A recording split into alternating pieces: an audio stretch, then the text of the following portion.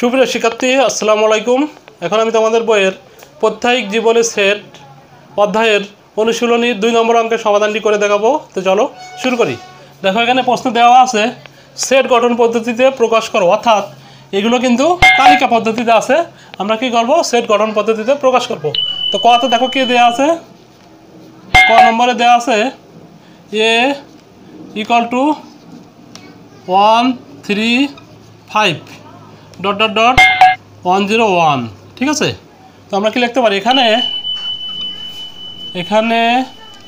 এ equal two, দেখো এভাবে এই উপাদানগুলো যদি আমরা লক্ষ্য করি তাহলে কি দেখতে পাচ্ছি, সবগুলো ধনাত্মক সংখ্যা এবং স্বাভাবিক, তাই না?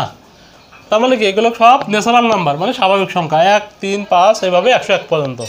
তো আমরা কি লিখতে পারি, A equal to set of X, এটাকে কি বলে গাণিতিক ভাষায় বিলংস টু, অথবা X is an element of N. ঠিক আছে, এন হচ্ছে কি ন্যাচারাল নাম্বার বা স্বাভাবিক সংখ্যা। সাজ দ্যাট, এটাকে গণিতের ভাষা কি বলে, such that x belongs to N, such that. এখানে কি শর্ত পাচ্ছি আমরা, এখানে যে বৈশিষ্ট্য আছে সেটা হচ্ছে এক্স, দেখো বেজোড় সংখ্যা আছে, তাই না? এক্স হচ্ছে বিজোড় সংখ্যা। প্রথমে আমরা পেয়েছি স্বাভাবিক সংখ্যা, আর এরপরে দেখতে পাচ্ছি আমরা কি আছে, এক্স হচ্ছে বিজোড় সংখ্যা আছে, বিজোড় সংখ্যা। এবং দেখো এখানে শুরু আছে কত থেকে, 1 থেকে শুরু আছে এবং শেষ আছে কত, 101। ওটা কীভাবে লিখতে পারি আমরা, এবং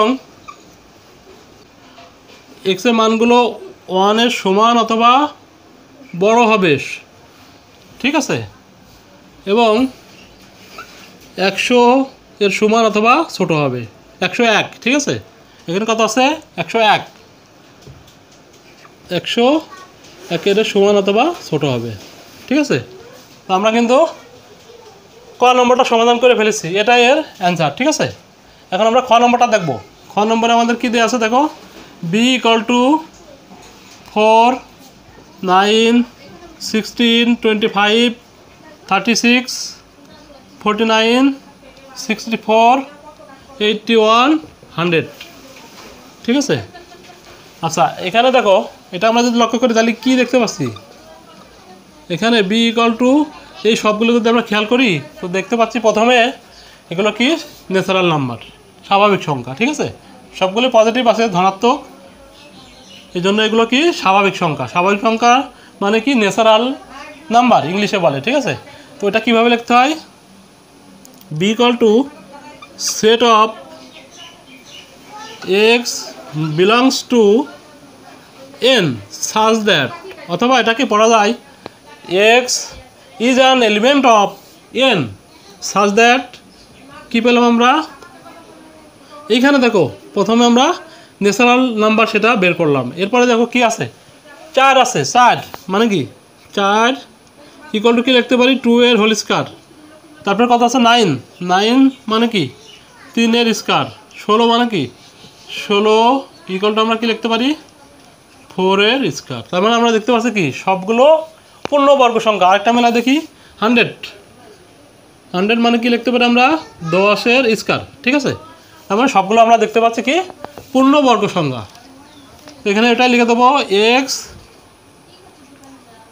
পূর্ণবর্গ সংখ্যা। আরেকটা বৈশিষ্ট্য আছে, সেটা কি, এখানে স্টার্টিং ফ্রম কত 4 আর এন্ডিং কত 100, তো সেটাই লিখে দেবো 4 less than equal x less than equal 100।